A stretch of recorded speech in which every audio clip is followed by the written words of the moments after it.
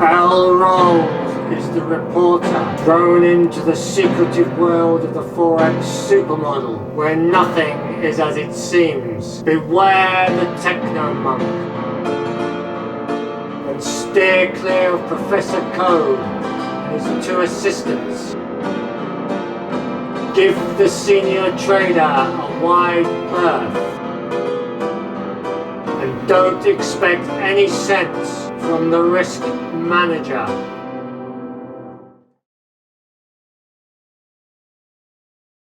Good morning, I'm Professor Code and this is the Forex Super Model daily briefing for Wednesday the 9th of the 6th, 2021. Time has just gone 0450 GMT. Asian session coming to a close, European session firing up, our lunchtime North American session. Right, yesterday then, Tuesday the 8th, we had a positive unopposed driver in the dollar at plus 68. No backdoor flows, the opposing negative flows mainly coming out of the yen at minus 43, out the pound at minus 23, and the euro was the negative rock at minus 2, activity plus or minus 68. Intra-week then becoming more relevant, this is from Monday the 7th, open to about 15 minutes ago. We've got a negative unopposed driver in the dollar at minus 53. No backdoor flows, the opposing positive flows mainly going into the euro at plus 33, into the yen at plus 19, and the pound is the positive rock at plus 1, activity plus or minus 53. Intraday then, this is the Asian session to about 15 minutes ago. We've got an unopposed negative driver in the dollar at minus 26. No backdoor flows, the opposing positive flows mainly going into the euro plus 14, into the pound at plus 9, and the yen is the positive rock at plus 3, activity plus or minus 26.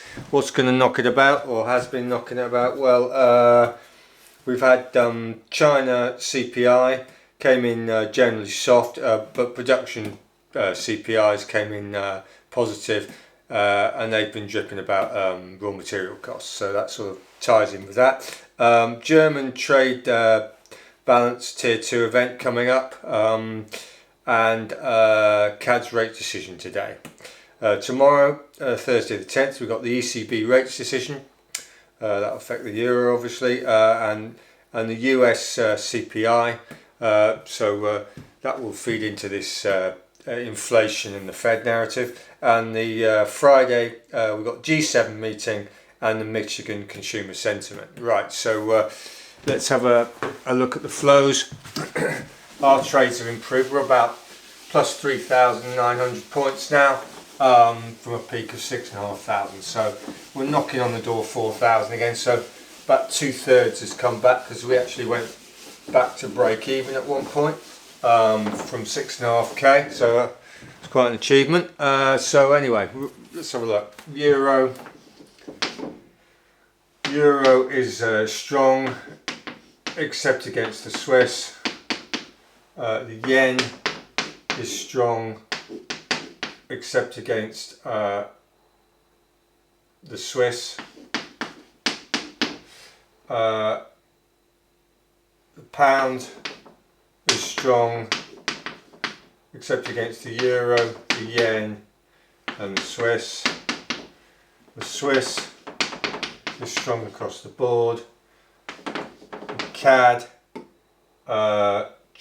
is weak, except against the dollar, the AUD, and the NZD.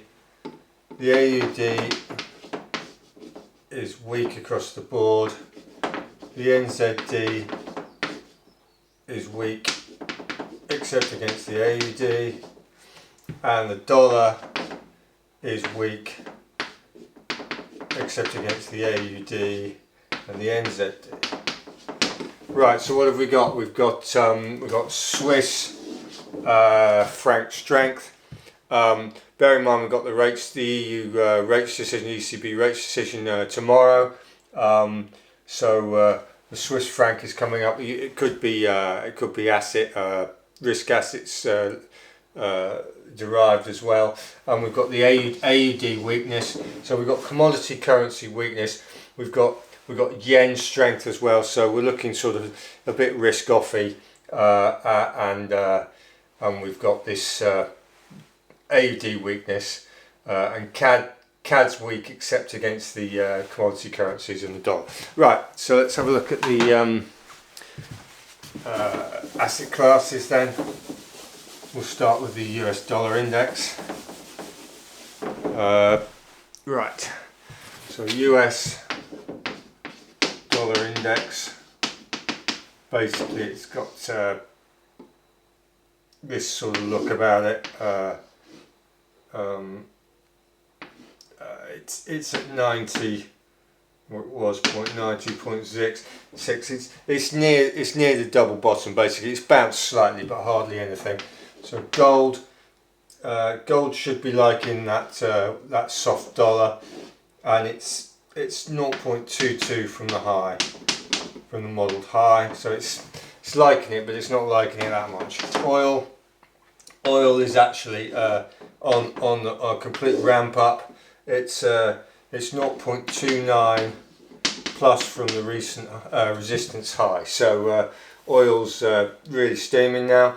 Wall Street, basically Wall Street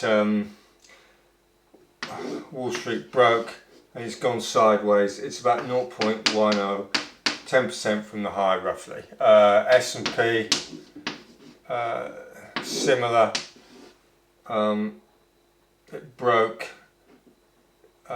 And then it's about 0.05 from the high. So S&P is really close to the high.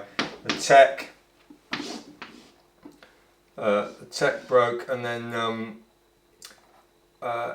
it came off, and it's about 0.17 from the high.